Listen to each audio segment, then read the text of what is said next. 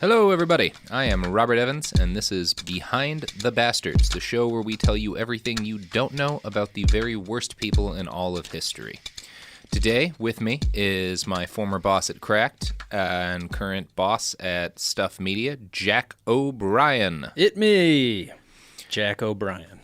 And today, Jack Attack, we are talking about the children of dictators, which I know you just had another kid. I did. Yeah. And you're kind of like the podcast equivalent of a dictator. Uh-huh. Yeah. So there might be some tips here. Okay. Yeah. I didn't realize that's how we were coming at this. Yeah. But, yeah. Okay.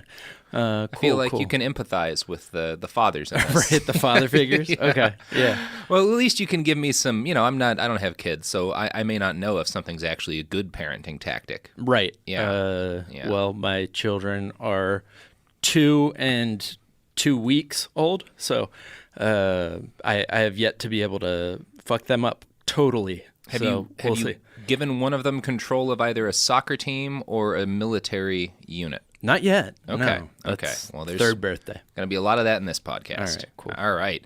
I've spent most of the last week reading about the various children of dictators. There's a number of sources for this podcast, which I'll go through as we read them, but I do want to upfront plug a book called Children of Monsters by Jay Nordlinger.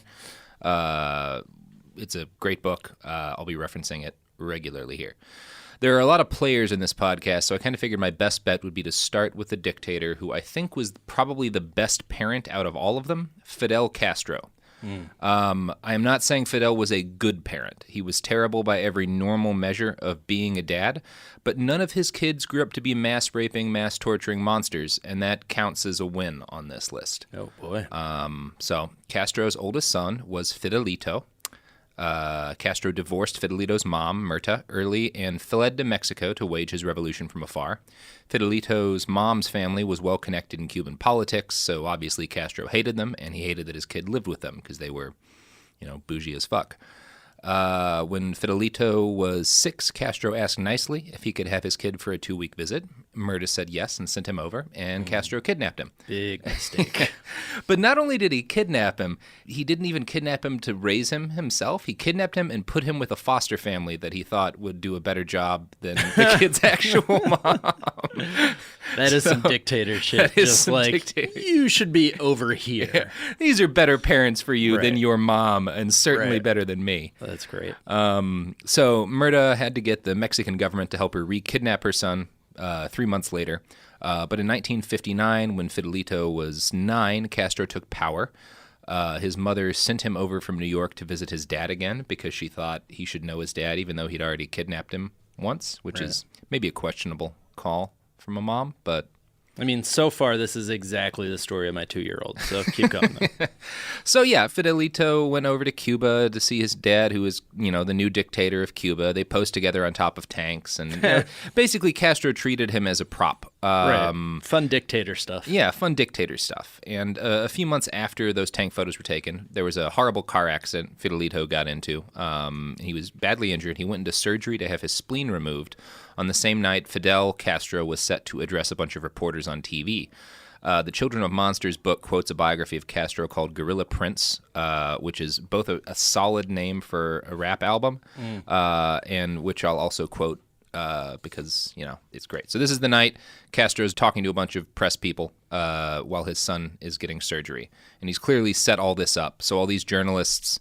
are talking to him, but instead of asking him normal questions, they're all asking him, like, why aren't you leaving to go see your son? Why aren't you leaving to go see your son? And finally, one of them says, Comandante Castro, who is it who rules in Cuba? And Castro shouts back, the people. And then the journalist says, well, then the people want you to go see your son. And so at this, Castro turns around and drives off to see his kid. So, like, his son gets in an accident, and he's like, how can I spin this for good PR? Right.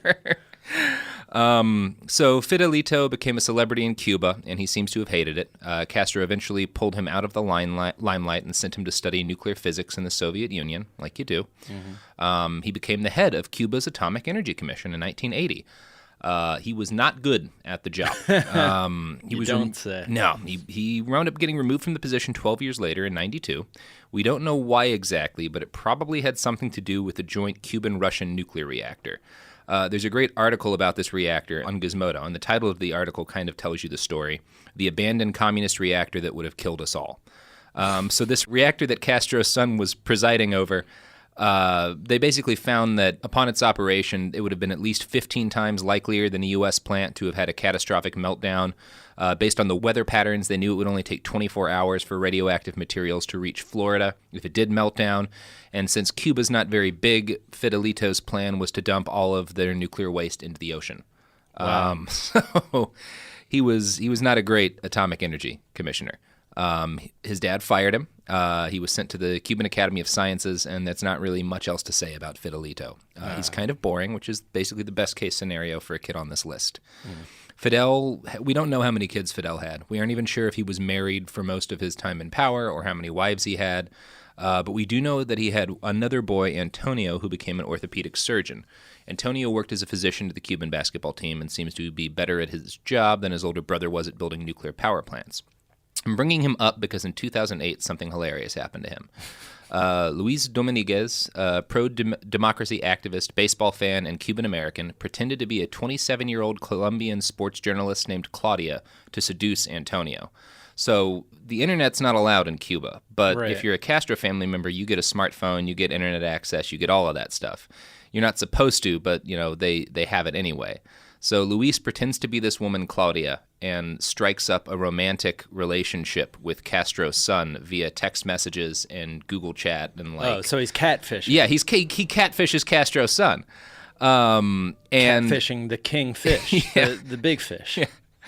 there's messages like, "Guess where I am, and I will make love to you without stopping," is one message Antonio sent this fake woman while he was on a diplomatic visit to Russia. I mean, that's just kind of basic love making, is that you don't stop in the middle of it. I will make love to you, and I won't just randomly stop. "I have a desire to kiss you. I want to kiss you, love you, and make love to you." So that's sweet. But Luis was also able to get Antonio to share his phone number, his address in Havana, and reveal that he had no bodyguards and give him updates on secret trips he was taking to other countries in Central and South America. That's the sort of thing that a secret admirer would ask you. Yeah, exactly. And my favorite thing about this is that, like, by doing this, Luis is not just throwing shade on Fidel Castro, but he's also like kind of sticking it to the CIA, who tried to kill Castro like 500 times, was always trying to figure out stuff and couldn't. And then this guy's like, "I'll just pretend to be a girl." Pretend I want to fuck his son. Yeah. Turns out that was the key all along. Yeah. So that's a fun story. Antonio is clearly kind of dumb, but he doesn't seem to be a bad person. So again, Castro's kid's pretty much the best case scenario here. Right. The worst case scenario, for that, we're going to have to roll over to our old buddy, Saddam Hussein. All right. Of all the dictator fathers I've read about, I'm pretty sure he was the worst. Uday Hussein was born in 1964. Uday. And Qusay in 1966. Qusay, not a whole lot to say about. I mean, he wasn't a great guy, but it's Uday who's the real king shit of Garbage Mountain. So Uday was originally meant to be the heir to Saddam's power. He was tall, handsome, and athletic, but he was also so crazy that Saddam couldn't stand him and eventually disinherited him. So in the 90s, Uday was made the head of the national soccer team, football team, whatever term you want to use. Head of the team? Yeah, he was like the head coach. Okay. That's like a dictator kid trope. We'll run into a couple other kids who like, okay, you get to run the soccer team because your dad's, That's awesome. The boss. Right. And so as coach of this team, he was known to show up at halftime and promise to cut off players' legs and feed them to hungry dogs if they didn't improve. Which is... That's good motivation. Yeah, it's a solid strategy. Yeah. I'm going to quote here from a wonderful Guardian article titled Uday, Career of Rape, Torture, and Murder. Quote, "As football overseer, Uday kept a private torture scorecard with written instructions on how many times each player should be beaten on the soles of his feet after a Jesus particularly poor showing." Well, you got to stay organized. I mean, that's the first thing. Can't forget any beating worthy mistakes. No, that's like the first. I'm pretty sure what Joe Namath said that too. Yes. He was always hitting people in the foot. Yeah. So, in addition to being probably not a very good coach, Uday was famous for raping basically anyone and everyone who caught his eye. There were some occasions where he'd show up at weddings and just take the bride. Really? Yeah, that would happen. Like, Jesus. there's a lot of those stories. So he's garbage. He became obsessed with torture. It's said that he had a private torture chamber on the Tigris. I found a quote during my research from a friend of the Hussein family who said, "The day Uday discovered the internet was a black day for Iraqis." Which, yeah. What did he do with the internet? Well, he found out about things like Iron Maidens. Not the band, the sarcophagus filled with spikes. Got it. We found one of those in one of his palaces. The Americans did when Iraq was, conquered or whatever. And when they found it, it was dull. Like, Jesus Christ. Like, it wasn't. He didn't just buy it to put it in the corner because he was like, "That's sick as shit." Iron Maiden. I mean, I think it started sharp. Yeah, you got to keep that thing sharp, man. I think he was doing a lot of maidening with the Iron Maiden. Although maybe more painful if it's not sharp.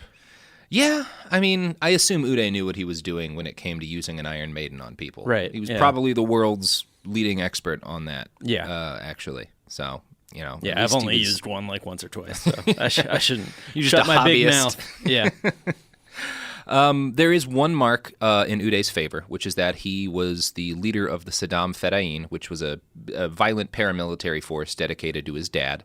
And the mark in his favor is that he equipped his private army with Darth Vader helmets. Yes. I've got a This picture guy of them here. fucking rules. And that's cool. That's pretty fly. Now, did he know they were Darth Vader helmets? Oh yeah. Yeah. Oh yeah. No, he knew what he was doing.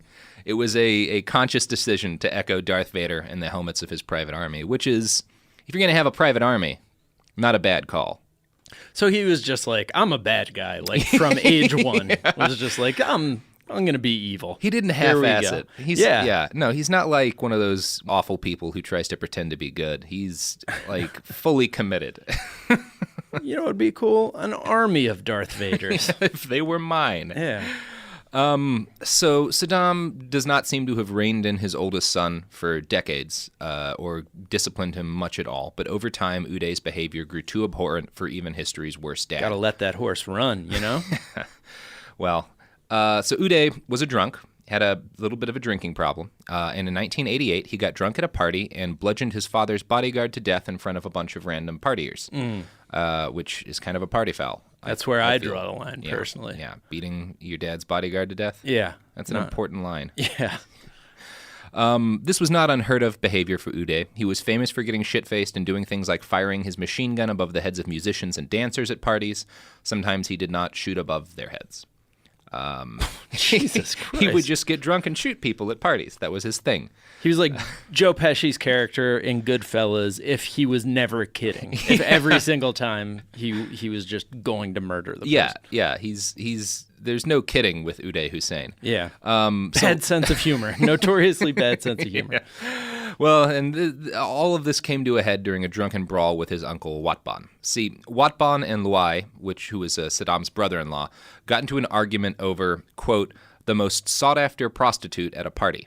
Okay. They went to Uday to ask him to basically King Solomon the whole matter and determine who gets the prostitute. No. This was not a good idea. Uday had shown up at the party after 3 a.m., drunk as fuck, with a crazy pump-action rifle that looked like it came from the movie Rambo. Is the only description I have no idea what kind of gun it was. Right. It sounds ridiculous. So he was already hammered, probably blacked out, and when they asked him this, for some reason he became convinced that Watban had been making fun of his speech impediment. Right. So Uday just starts shooting. He fires randomly into the crowd first, killing 3 people and wounding God knows how many. Then he turned the gun on his uncle and shot him in both legs, and then also accidentally gunned down 6 female dancers. So 9 people have died total in this rampage. Jesus. And Saddam's brother has had his kneecaps blown off. Mm-hmm. So this pissed off Saddam Hussein, and he decided he was actually going to discipline his son. So the story... Yeah. So this... It's a real hard ass, that guy, you know? You got to draw the line somewhere. Yeah. So the story of how, I'm quoting from Will Bardenwerper's The Prisoner in His Palace, quote, as punishment, He'd torched Uday's prized collection of Rolls-Royces, Bentleys, BMWs, Porsches, and Ferraris, which had been stored under guard in a garage in the Republican Palace. Laughing wildly, the former dictator recalled how he gleefully watched the inferno, smoking one of his famous cohibas as the flames engulfed his son's treasured possessions. Saddam's almost maniacal laughter was contagious. Rogerson, who's the American he's telling this story to, was unable to resist joining in, succumbing to belly laughs of his own. The mental image of the dictator dousing hundreds of his son's luxury cars with gasoline and setting them ablaze reminded him of a Jerry Springer episode on steroids. Oh, so just everybody in this story, including the guy he's telling the story to, is just fucking crazy. Just completely out of their mind. They're like, I mean, that's pretty funny. You murder 9 people at a party, I'm going to light 100 cars on fire. Yeah, that'll show him. And Uday was on the straight and narrow from that point forward, right? The end? No, he actually got shot in an assassination attempt and paralyzed from the waist down. So he did calm down after that, but I don't think it was because of the cars. Right. So, one of the weird things here is that, while Saddam doesn't seem to have done much at all to his sons one way or the other, he was actually kind of a sweet dad to his daughters, especially his eldest daughter, Raghad. She told a story to an interviewer who saw this cheap piece of jewelry on her when she was in exile in Jordan and was like, that doesn't look like the kind of thing you'd have. And she told him a sweet story about when, before Saddam was dictator, they'd been walking in a market and she'd fallen down and scraped her knee and broken down in tears. A power-crazed general. Well, he was power-crazed vice president. Yeah, scrappy, young, power-crazed vice president. Yeah, exactly. So he bought her some fancy costume jewelry when she scraped her knee, and she kept it her whole life. So Saddam was a sweet, and this is another dictator trope, is their sons always or often turn out to be mass raping murderers, and their daughters are he was a sweet dad. Yeah. He bought me jewelry. This is why it's so good that our main enemy, North Korea, has just a line of succession with just nothing but dictators and sons of dictators all the way down. Yeah. And most of them seem to be cut from the old Uday cloth. Yeah. So again, that's a trend, dictators being really close to their first daughter, and that kind of brings us to Stalin, because Stalin adored his young daughter, Svetlana. And we're going to get into Joseph Stalin as a doting father after this break, but first we're going to break for something Stalin would have hated: ads, capitalism, songs of products. So here we go. By not skipping these ads, you're fighting Stalin in a sense. Yes. Stick it to Stalin. Be a good American. And several of the dictators on this list by listening to these ads.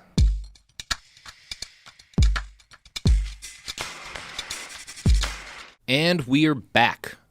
Last we talked about Fidel Castro and Saddam Hussein and their parenting tactics, and right now we are talking about Svetlana Stalin, the daughter to Joseph Stalin. She was born in 1926 after Stalin was already in power, and he was kind of a doting father at first. Svetlana thinks it's because he reminded her of his mother. Svetlana's mother, Nadezhda, was a committed Bolshevik. She was not big on child rearing. She never hugged her daughter. She never said a kind word to her daughter. And she constantly gave Stalin shit for coddling their daughter. So in this relationship, Stalin was the cool parent. Right. Which Stalin was the laid-back dude. He's the chill dad. Right. Wow. Yeah. Stalin's wife did not fuck around, huh? No, she did not. She wound up killing herself because she was angry at how he wasn't communist enough for her, basically. Really? That seems like why. We're never That's how you win a fucking argument, ladies. Yeah. But anyway, so Stalin and his daughter had a cute little relationship. He would have her issue orders to him in writing, and then he would respond, "I obey." He would sign notes as the poor peasant Joseph Stalin, the secretary to, my daughter. So that was cute. That is adorable. Yeah, they had a cute little thing. It didn't last. Stalin was always busy, and a lot of what he was busy doing was disappearing people. Right. So regularly her classmates would just not show up at school because their parents had been exiled or executed. Oh, I thought you meant he had her classmates killed for, not being nice to his daughter. I suspect some of that might have happened, too. There's just a lot of her schoolmates weren't there one day. Right. And that kept on happening.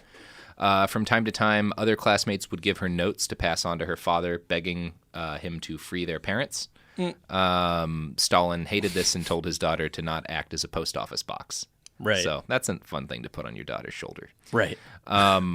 Her relatives started to disappear, too. After Stalin's wife committed suicide, Stalin got rid of basically the mom's whole side of the family, so all of Svetlana's aunts and uncles. She didn't understand why this was happening and thought that it was just like a terrible mistake until she went to Stalin about it, and he said, no, they knew too much. They babbled, and it played into the hands of our enemies. So, he knows how to talk to his daughter. Yeah. He's a good father. He's a good dad. He's a good dad. That's how you explain disappearing. Right. Yeah. Someone's relatives. Yeah. So in 1943, at the height of World War II, Svetlana fell in love with a young boy named Kapler. They had a brief romance, and then Stalin found out. He became convinced Kapler was a British spy. He also wasn't wild about the fact that Kapler was Jewish. Svetlana said, but I love him, Dad. I'm going to quote from Svetlana's autobiography here. Love, screamed my father, with a hatred of the very word I can scarcely convey, and for the first time in his life he slapped me across the face, twice. Take a look at yourself. Who'd want you, you fool? He's got women all around him. So What? That's Stalin. There's an immediate drop-off as she gets to be a teenager and how sweet Stalin is. Yeah, and just the second she shows any interest in another man. Yeah. So she's also a first daughter? Yeah. So that's just interesting. We were just talking on the other podcast that I host, the Daily Zeitgeist, today about our president and his strange relationship to his first daughter, Ivanka. Just how it doesn't seem like totally normal. Like they seem to have a very special bond.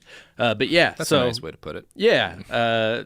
So he has sort of the same sort of relationship to his daughter, Stalin does, that like Scarface has to his sister. It's like, oh man, he's really protective of her. Yeah, it's sweet up until another human being enters the picture. Right. And then it's like, oh no, this is bad. Huh. That's interesting that dictators can not, because they're clearly, their love for their daughter is just a function of their narcissism, right? Yeah. But it's weird that it doesn't translate to their sons, probably because they see their sons as just like a diminished, shittier version of them. Yeah, it's me, but you never had to struggle. You didn't grow up robbing banks for a living. Right, you know? right. Yeah, whereas his daughter is just this, perfect little thing that loved him, and then she becomes a person, and he's very angry about that. Right. Yeah. So, Stalin dies, spoiler alert, and after his death, Svetlana flees the Soviet Union. She becomes an American citizen in 1967, but then comes back to the USSR in 1984, but then she goes back to the US, and then France, and then finally England in 1992.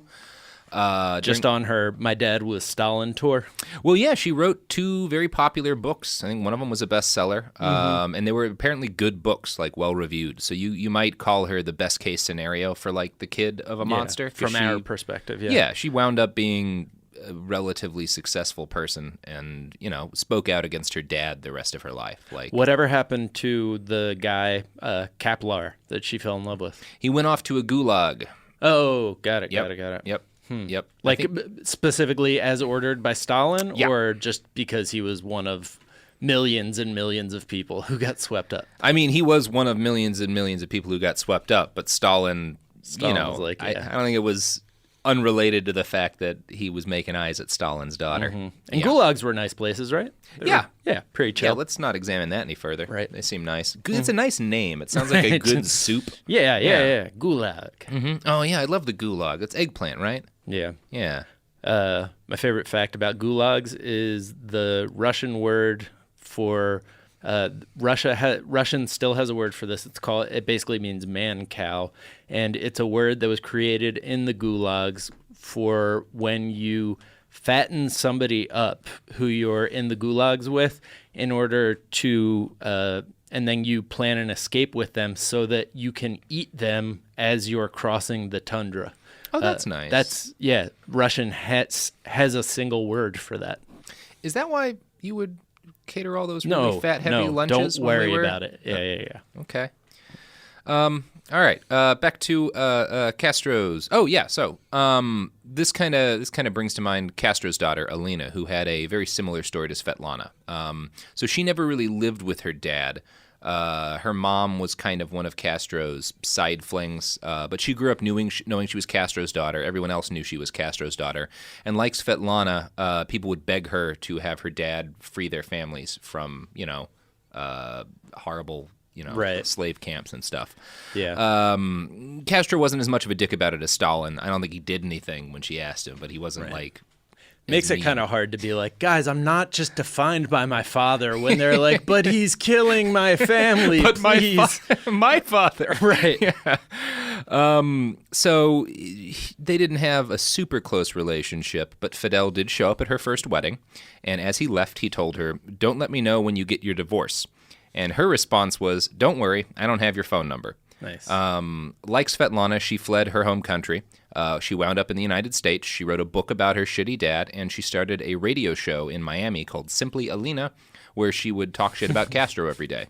Not Castro was my dad. It was just Simply Alina. Now, I think Castro was my dad was similar to her book's title. Right, but right. Yeah. So that's interesting. You've got like two older daughters of dictators who follow basically the same path. Right. Rejecting their Yeah. father, who clearly was into them for a weird reason. There's still hope for you, Ivanka.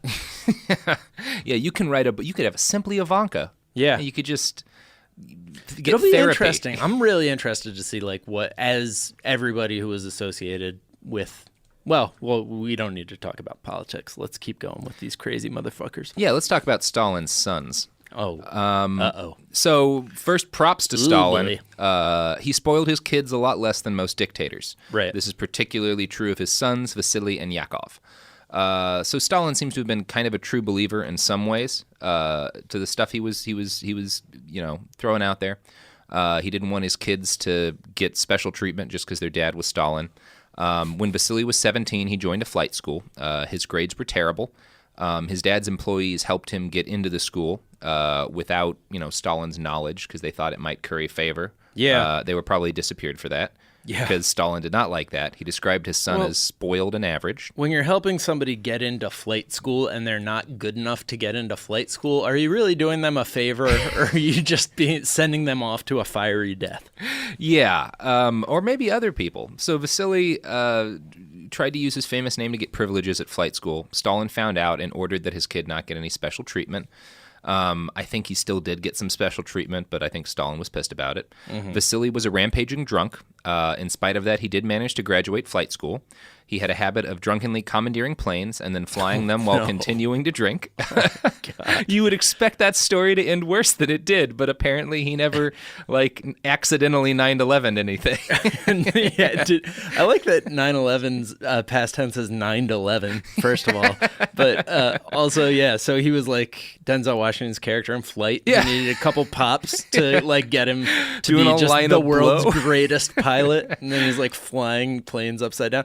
Is he a commercial pilot or what? No, what's his deal? military. Military. So got he it. is the commander. He is a colonel in charge of an Air Force regiment during World War II for a little while. Right. Stalin actually fired him very quickly and said this: Colonel Stalin is being removed from his post as regimental commander for drunkenness and debauchery and because he is ruining and perverting the regiment. So, I mean, when he's drunkenly commandeering these planes, that's only a thing that is possible if you're Stalin's kid, because everyone else, they just fucking shoot you between the eyes. yeah. Okay. Stalin did protect his kids from being shot in the eyes. Yeah. Hey, if there's one thing you could say about that guy, yes, millions of lives lost, but Actually, Vasily got to drunkenly commandeer that plane. I should say he stopped 2/3 of his kids from being shot in the Oh, eyes. boy. So Vasily lived to the ripe old age of 41 when he died of rampant alcoholism. He lasted longer than his brother Yakov. As far as I can tell, Yakov was actually a pretty solid dude. I haven't read about any specific crimes he committed. He did try to kill himself after a failed romance. When he failed, Stalin's only comment was, he can't even shoot straight. Is the name Yakov in Russian spelled Jakov? I mean, I wrote it as Y-A-K. It's it's Y. written in Okay, Cyrillic. Well, it's neither, because Right. you can spell it either way. Okay, sorry. Because they use different letters. Proceed. Yeah.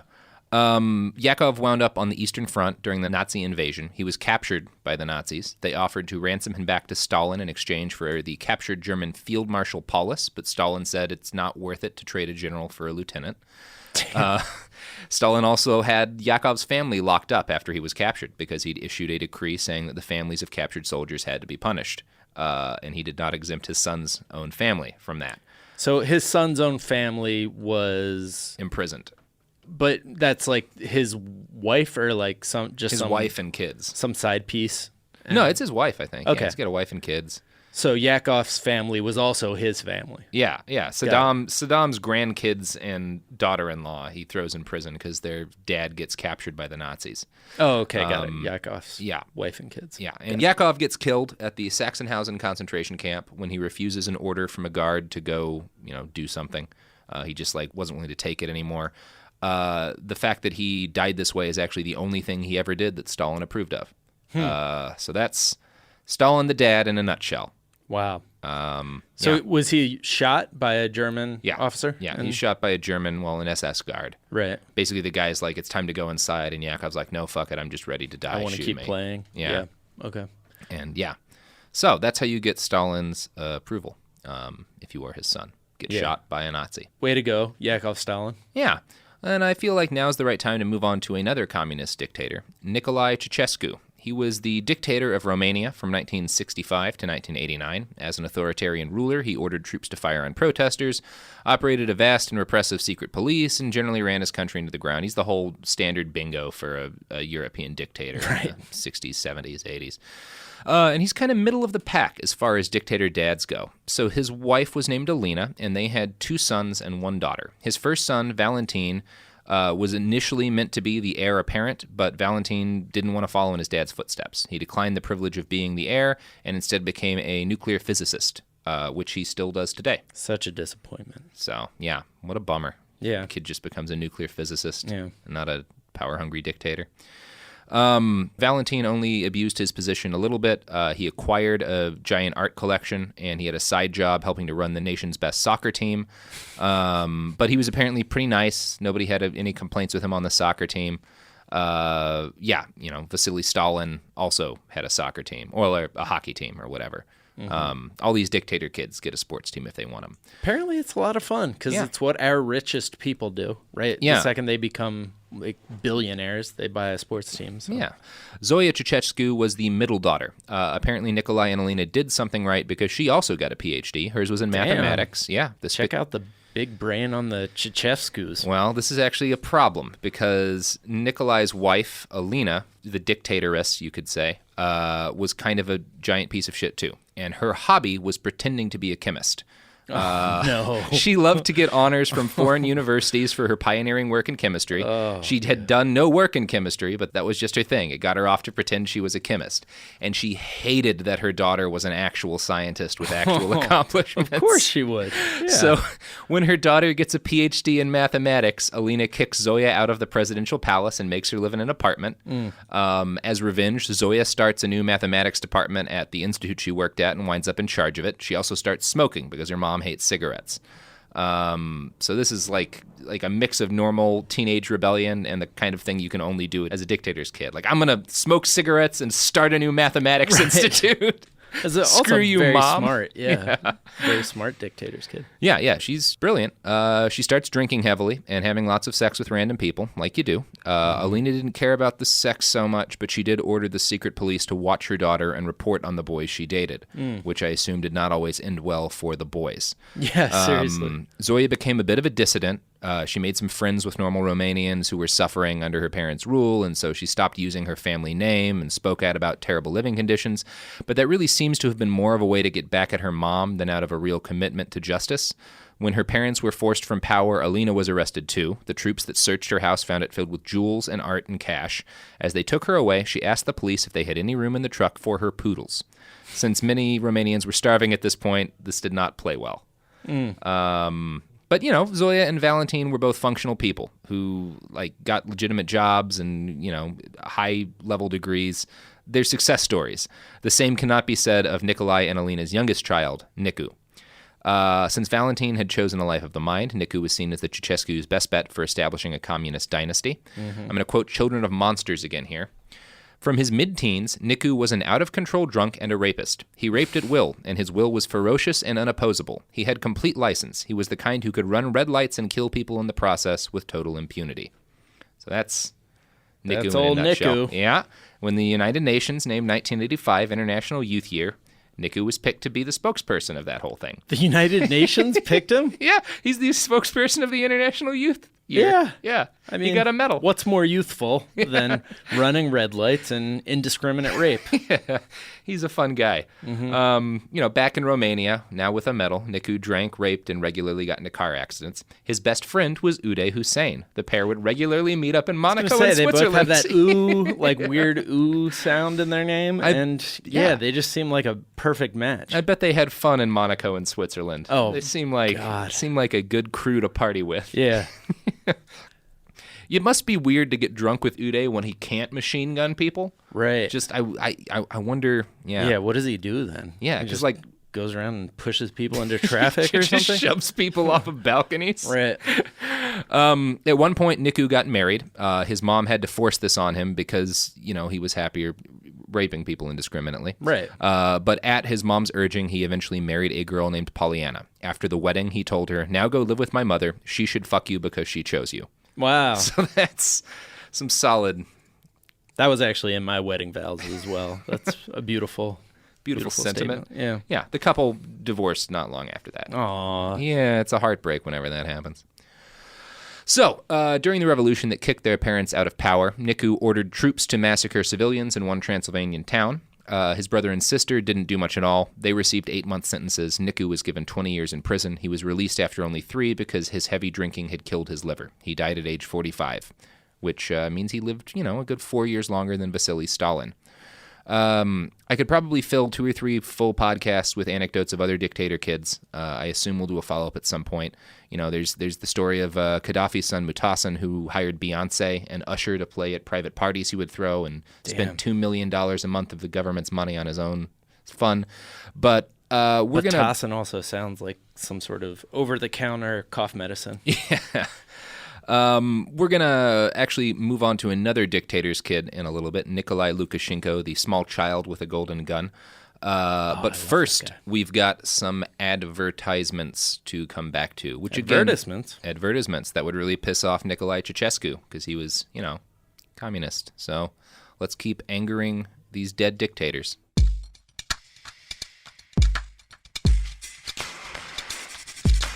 Hey, we are back, and I'm going to talk about Benito Mussolini. The lean man. Mm-hmm. And he actually seems to have been a decent parent in that his kids all grew up idolizing him even after his death. But he was a shitty parent in that his kids all became horrible fascists. And his family are still fascists today.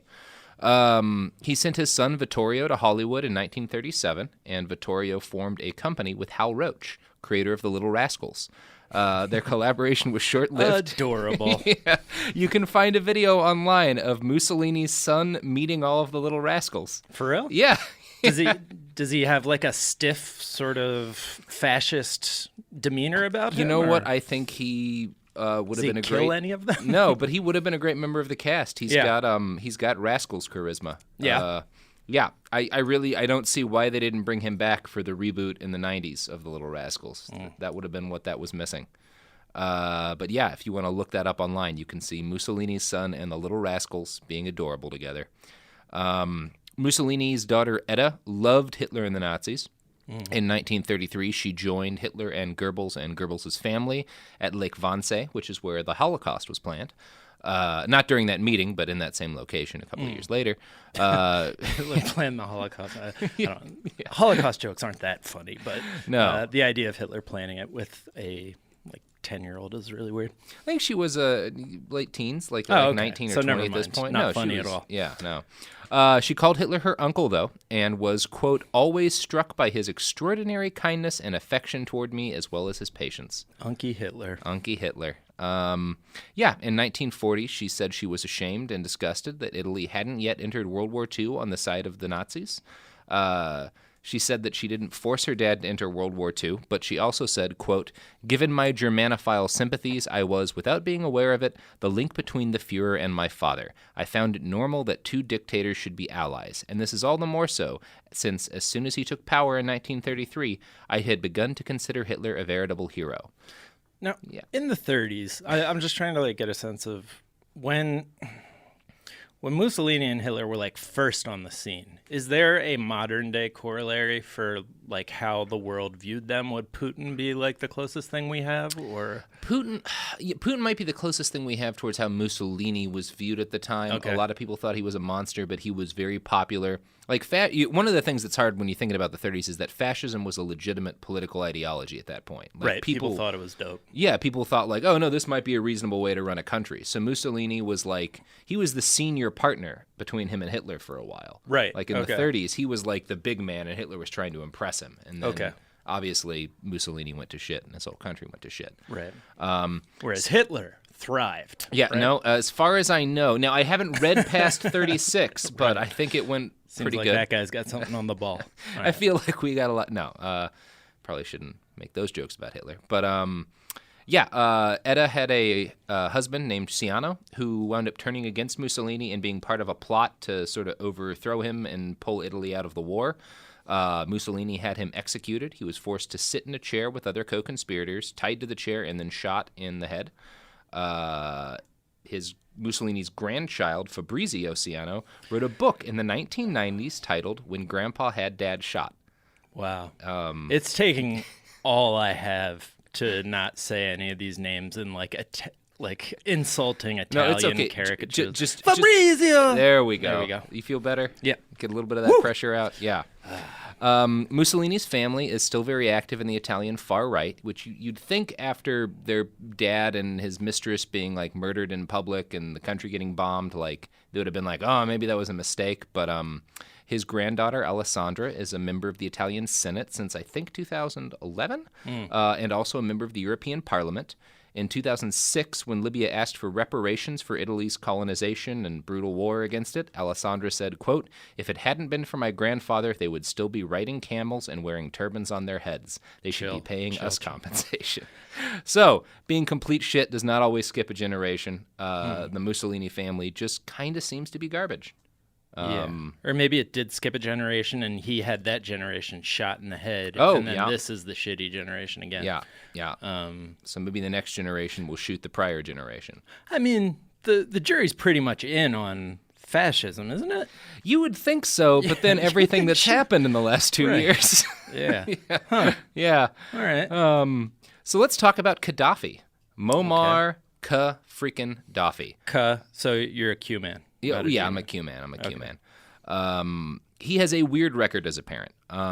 Like most dictators, he gave one of his sons a sport team. Saadi Gaddafi was the head of Libya's National Football Federation, but he was also the captain of his home team and the national team, so he played too. And he was not good, but he benefited and his team benefited from the fact that referees weren't allowed to rule against him, and also broadcasters weren't allowed to mention the names of any other players in games he played in. So they would call out Saadi by name, but the other players they Saudi just by give nature. Go ahead. They just give jersey numbers for the other players. So if you were playing in a game and he was anywhere on the field, no one else's name could be mentioned. So they'd be like, and the guy who Saadi passed to 3 passes ago passes to. They'd call their numbers out. Okay. Everyone but him on the field was just a number. Right. Yeah. Jesus. He did not have a lot of a sense of humor about his playing. There was a game in Tripoli where Tripoli was playing against their rivals Benghazi, and the Benghazi team dressed a donkey up in Saadi's jersey. Saadi, I mean, you want to guess how cool his reaction was? Pretty chill. He had the Benghazi stadium demolished and banned their team from playing. That's a lot. Yeah. He was kind of a dick. Gaddafi's son Mutassim was allowed to hire famous international pop stars for his parties. He hired Beyonce and Usher and Mariah Carey, all of whom were apparently fine with taking a dictator's money to play at his birthday parties. Wait, when did because for some reason my brain was still in black and white from the Mussolini stories. When did he have that stadium demolished. Was that like Jeez, modern I days? think that was in the early 2000s. Jesus Christ. Yeah, I'm not 100% on that. Oh boy. Yeah, it was pretty recent. Like, it wasn't back in black and white days for sure. Yeah, Mutasim, had Beyonce play for him and stuff. He once counted that his lifestyle cost the Libyan government $2 million a month, just for him. He counted that? Yeah. Oh, That was wow. something he admitted freely proud to a of. friend. Yeah. So you can imagine how expensive the whole family was. Mutasim attempted a coup probably once in the 1990s. We don't know for sure, but he tried to overthrow his dad, we think. His dad exiled him for a little while and then welcomed him back as the national security advisor. Okay. So a little, yeah. You gotta forgive your kids. Got to let them get that stuff out of their system. Yeah, you know that, The Jack. military Like, coup overthrowing you. Exactly. Your kids they're gonna crash a car or something. They're Right. gonna smoke a little weed. You can't be too hard on them. You kick them out to Europe for a while, and then you make them your national security advisor. No, I see. They'll never get there because I already know my kids are plotting my overthrow, and I just have it in the back of my mind That's at good. all times. Yeah, that's smart. You gotta. It's like that old parenting saying. You always, for every kid, you need a dozen secret police. Yeah. Yeah. Most of our conversations begin with, "You think you're stronger than me?" Yeah. Yeah. That's good. That's setting yourself up for success. Right. Gaddafi's son Hannibal was a sailor, and so wound up in control of Libya's Hannibal ports and shipping. Gaddafi. Hannibal come on. Gaddafi. Well, Hannibal's a big name in that part of the world. Yeah, he's no, still a it's just hero. a fucking baller. Yeah. Bad guy name. Anytime your name's Hannibal, that's frightening. One of the things that's a general rule with dictator kids is that if you have like an interest like sailing, you'll wind up in charge of that for the whole country. So he was like, "Oh, you like being on ships? Well, you're in charge of all the ports in our port nation." Right. You own the ocean now. Yeah. The upside of it is Hannibal was well educated and took his education seriously. At one point, he was tutored by a European professor from Copenhagen. The book Children of Dictators quotes writer John Byrne as saying this tutor who visited him was met by chauffeured cars, put up in a 5-star hotel, and summoned for private sessions to Hannibal's home, where gazelles and antelopes strolled around a garden. Pretty sweet gig if you're a tutor.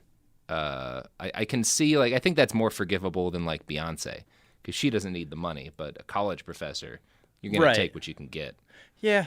I guess be creative with who you make rich. Yeah. At least a college professor I feel better about than Beyonce getting more money to play for a dictator. Or just one of the other Destiny's Child. Yeah, That would have been creative. Yeah. We've got a whole podcast on Children of Destiny coming up after this one. Destiny's Children. I'm sorry. I feel stupid. Hannibal regularly found himself in conflict with the police, not Libyan police, obviously, because they would never get him in trouble for anything, but with European police. In 2001, he assaulted officers at the Hilton in Rome at 3 a.m. I'm going to quote from Children of Dictators here. Quote, "The officers had been guarding Hannibal's own room. He struck them with bottles and emptied a fire extinguisher on them for good measure. He then pleaded diplomatic immunity, as he would habitually do. In 2004, Hannibal led French police on a high-speed chase through the center of Paris. He was drunk in his black Porsche doing 90 miles an hour on the Champs-Élysées. He ran red lights. At one point, he went the wrong way. When the police finally stopped him, 6 of his bodyguards arrived in other cars and attacked the police." End quote. Attacked them physically. Yes. So this is like that affluenza case, but just on a global scale. Yeah, it's affluenza when you actually are immune to prosecution because you have diplomatic credentials. So you really can just plea diplomatic immunity. They're guilty. Yeah. Well, plea innocent, diplomatic immunity and diplomatic immunity. we control one of the biggest ports in the world, so what are you going to do? Right. Our trade is a not insignificant part of your GDP. It's amazing that nobody just kills one of these guys. It's just well, come on, you guys aren't going to care, right? I mean, some of them did get killed. Right. Yeah, but just Mutasim wound up getting killed alongside his dad. Yeah. Right.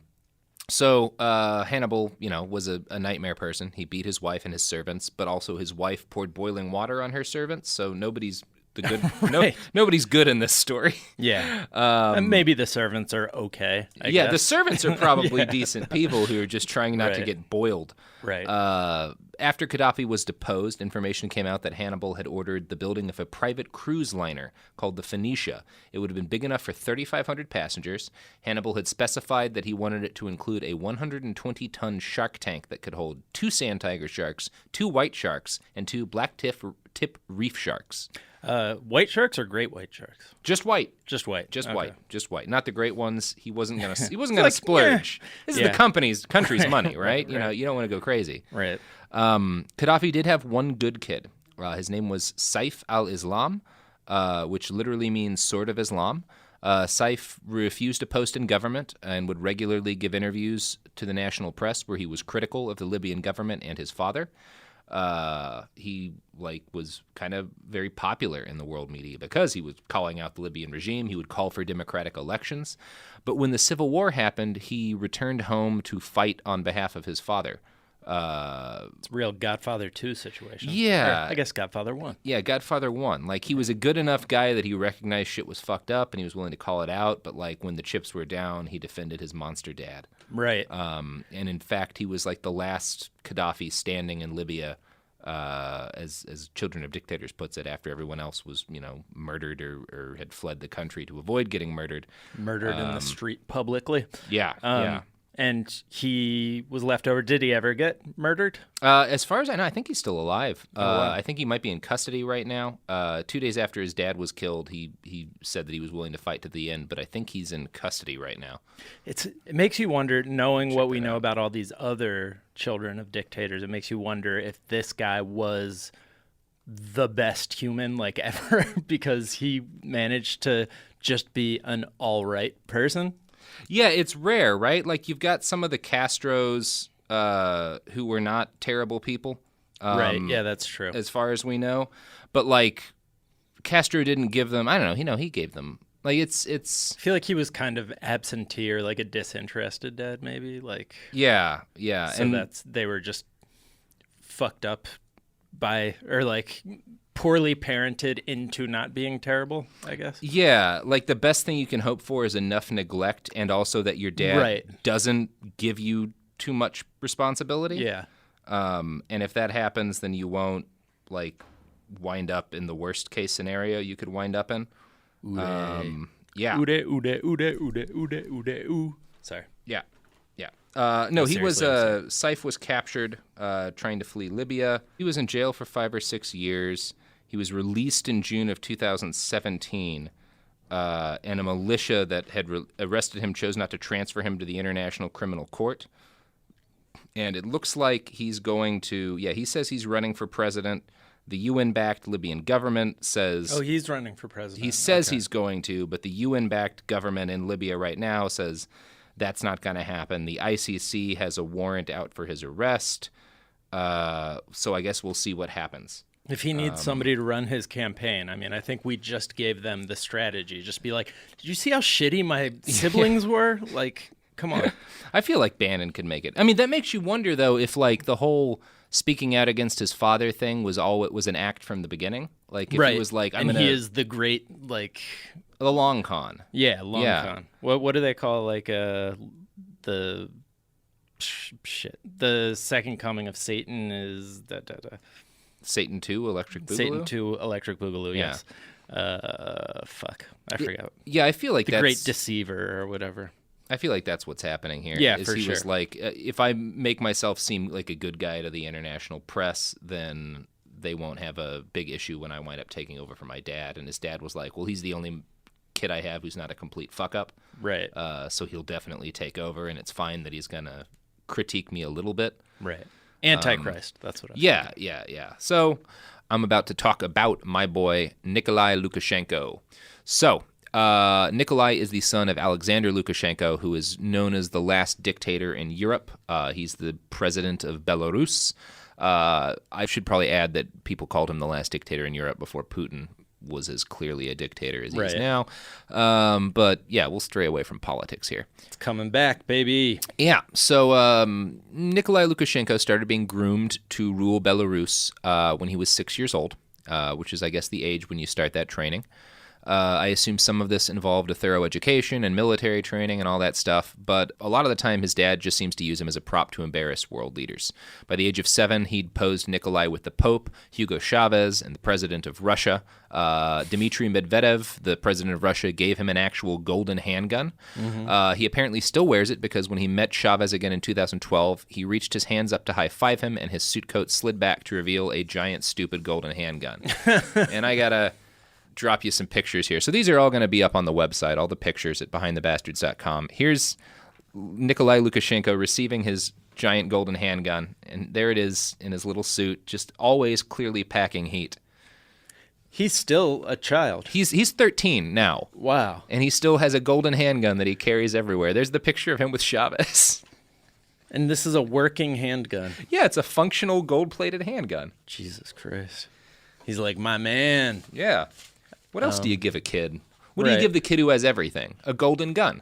I like that he's slapping Hugo Chavez a 5 instead of like shaking his hand or cowering in fear. Well, he's a hip, Right. dictator in training. Right. And apparently gets to carry a gun everywhere. Yeah. Which, Golden gun. I mean, what 12-year-old wouldn't do that if they had the chance? Nothing says mad with power like golden handguns. Yeah, he's Joffreying pretty hard in all those pictures.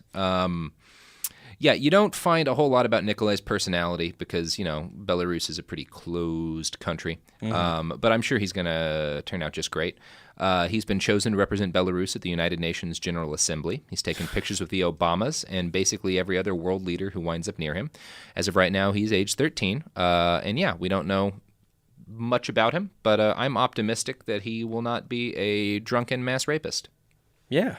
So am I. If I've learned anything today, it's that I want that guy to marry my daughter if I ever have one.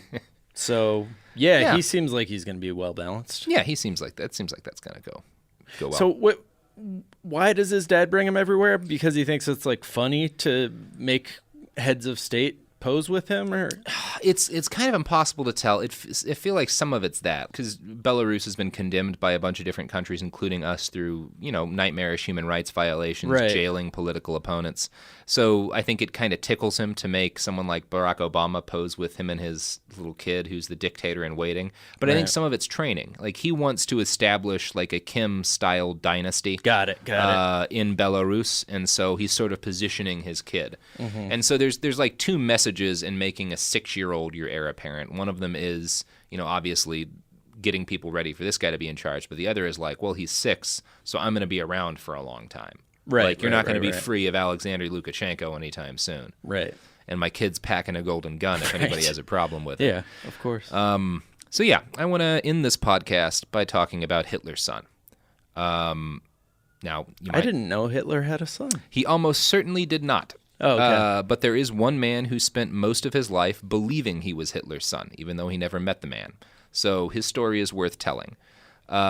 This guy, Jean-Marie Lauré, was born right at the end of World War I. He grew up without a dad, just knowing that his father was a random German soldier because the Germans had occupied his village for most of, that war. He lived a pretty normal life. During World War II, he fought against the Nazis as a member of the French resistance. But then in 1950, when his mom was on her deathbed, she told him that when she was 16, she'd had an affair with Hitler. Jean-Marie had been conceived during a, quote, tipsy night with the future Fuhrer in June of 1917. This is a quote from Jean-Marie quoting his mother saying, "I was cutting hay with the other women when we saw a German soldier on the other side of the street. He had a sketch pad and seemed to be drawing, so checks out so far. All the women found this soldier interesting and wanted to know what he was drawing. They picked me to try to approach him. They wound up starting a relationship, and Jean-Marie was born the next year." Is cutting hay a euphemism for something, or they No. were just legitimately cutting hay? This is some like peasant shit, going that on is there. Adorably peasant. Yeah. So, according to Jean-Marie's mom, she and Hitler would often go on walks while she was pregnant. The walks usually ended badly. Quote, "In fact, your father, inspired by nature, launched into speeches which I did not really understand. He did not speak French, but ranted in German, talking to an imaginary audience." So, sounds like Hitler. Yeah, I mean, sounds like the one thing you would know about Hitler if you... So When was this? This was during World War II? During World War One. During World War I. Yeah, World War One is when this kid's conceived because he fights the Nazis as a young man. Got it. Because he's just like a French kid. So most reputable historians say Philip probably wasn't Hitler's kid. A blood test didn't rule it out, though, because they have the same blood group. Hey. And his mom had a Hitler painting. And there's another painting of Hitler's that looks like it's a painting of her. That An original Hitler? An original Hitler. Yeah, so maybe... it's not impossible. And so did we have this guy's bloodline snuffed out, or what we do? What's going on? We're getting to that. Okay. So, Jean-Marie grew up believing he was Hitler, or, from the age 30, believed he was Hitler's kid. Yeah. And he claimed that at first he was horribly depressed, and he would just work all day, every day, in order to not be overwhelmed with sadness. He says for 20 years he couldn't even go to the movies because any time spent not productively, it would just, grip him and consume him. He didn't tell anyone for almost 30 years until in 1979 he walked into a lawyer's office and said, quote, "I am the son of Hitler. Tell me what I should do."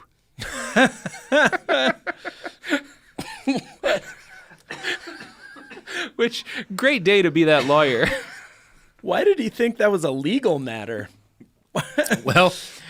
he never makes much of a point of it in the interviews of him I read, but there's always talk about, he might be entitled to the royalties from Mein Kampf. Right. Oh, yeah, that's fair. Yeah. He did wind up writing a book about his experience as maybe Hitler's kid. And as the years went on and the scientific battle to prove his claims was waged, Jean-Marie sort of leaned into being Hitler. He changed his look to match the Fuhrer, and he definitely looks Hitlery. All you need is a mustache, so. This is him posing next to a picture of Hitler that he keeps in his house. That will do it. Yeah. He's got the stash, and that's all you need. Yeah, he grew the mustache, and he kept Hitler pictures around on his walls so that when journalists came over, they could catch a picture of him looking just like Hitler. And he does. It's also important that you not be smiling in your picture. No. You can't look like Hitler while smiling. No, you don't see a lot of smiling Hitler pictures. Yeah. He seems to have gone from ashamed and horrified of his lineage to weirdly proud. Yeah, very clearly. Here's a quote from him. "Hitler is my family. It's not my fault that I ended up as his grandson or that all those things happened during the war." Those things, I think, being the Holocaust. What he did has all nothing... those things. All those things. All that stuff. All those, that whatnot. Yeah. What he did has nothing to do with me, which, that's fair. He will always be family for me. That's weird. Yeah. Yeah. "I don't think evil passes on. Of course, qualities from your parents pass on to you, but you build your own life, and you make it what it is."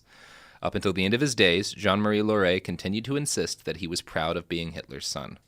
So that's weird.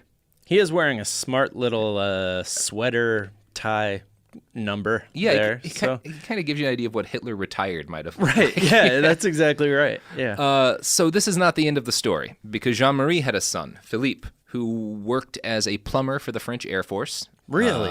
That's apparently a job the Air Force As Hitler would have wanted it. just like Hitler would have loved. Please, I want you to deal with French soldiers' shit. So in recent years, Philippe has opened up about his belief that he is the grandson of Adolf Hitler. From him, we get quotes such as, "My father said Hitler was a good lover and was gentle to my grandmother, but apparently he was a jealous person and did not like other men giving her the eye. As far as I know, he never had any sexual perversions. I don't want to make him out to be more of a monster than he is."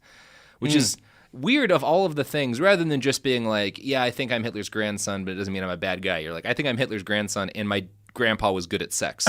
Right. What a strange... Yeah. It's a weird hill to die on. Yeah. It's not like Hitler is known for not being good at sex or being good at sex. Like, either way, it's a very strange... I hear he was a gentle lover. All right. See you guys later. Yeah. It's a weird thing to just drop on a journalist. Right. My favorite thing about this story is the way Jean-Marie apparently informed his kids, including Philippe, that they might be Hitlerkin. So one evening, they're all seated around the dining room table when, quote, "Suddenly my father said, 'Kids, I've got something to tell you. Your grandfather is Adolf Hitler.'" Wow. He really built up to that. He had a lifetime to write that speech and was just like, oh, Hitler's shit, your I almost granddad. forgot. Yeah, Hitler's your granddad. Yeah. Peace.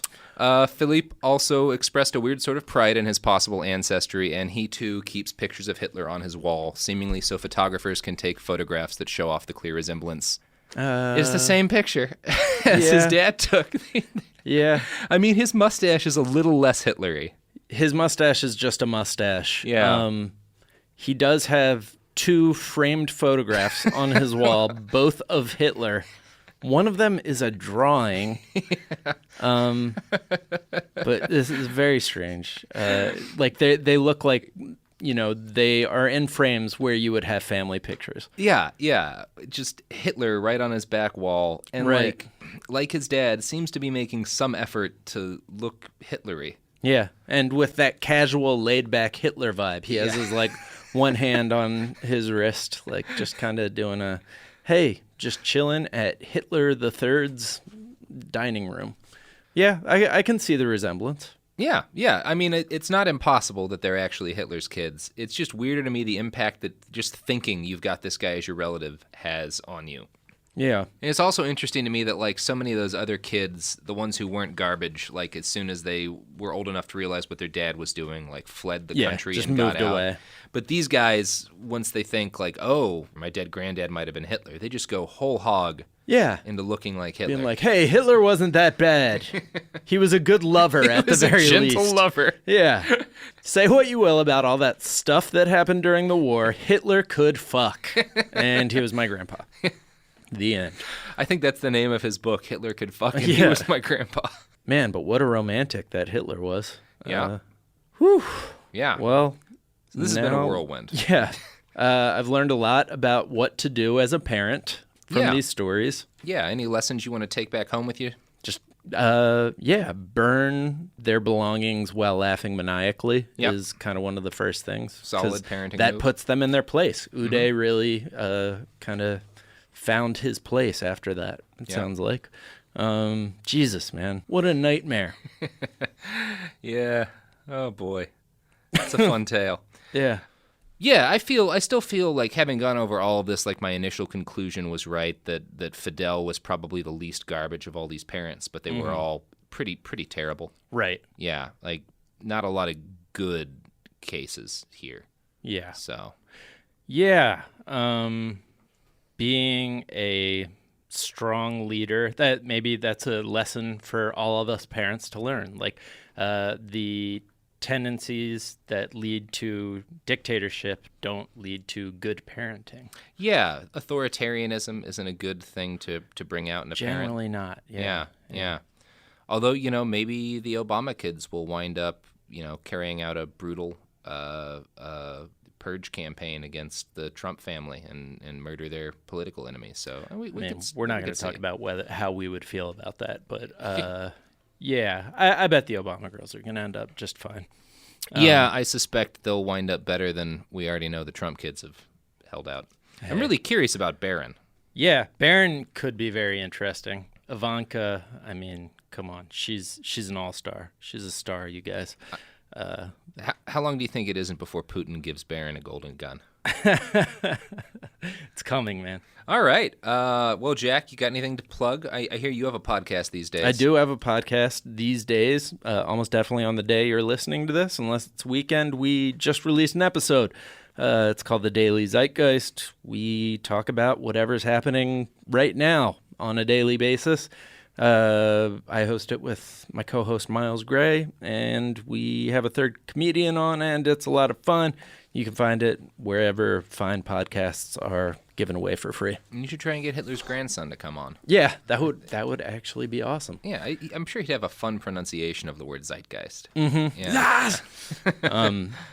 Oh, yeah, and you can follow me at Jack_O'Brien on Twitter. Well, this has been Behind the Bastards, and I am and have been Robert Evans. If we haven't in this episode gotten to a dictator that you particularly wanted to hear about and their parenting strategies, that's okay. There's a lot of dictators who had kids.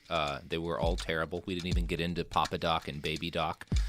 So this is going to be a reoccurring feature throughout the podcast. We'll be checking back in with other dictator parents and their kids, talking about how that's going. And, so if you've got a dictator parent you want to hear about, maybe drop us an email, and we'll What is our email? I would tell them to tweet it. Oh, so if you've got a dictator kid or a dictator parent you want to hear about, maybe you tweet it at us, and we'll make sure that one gets into the next episode we do on this topic. Until then, you can find us on Twitter and Instagram and social media at @bastardspod. You can find us on theinternet.com at behindthebastards.com. And you can find us next Tuesday with another episode of Behind the Bastards. Until then, I'm Robert Evans.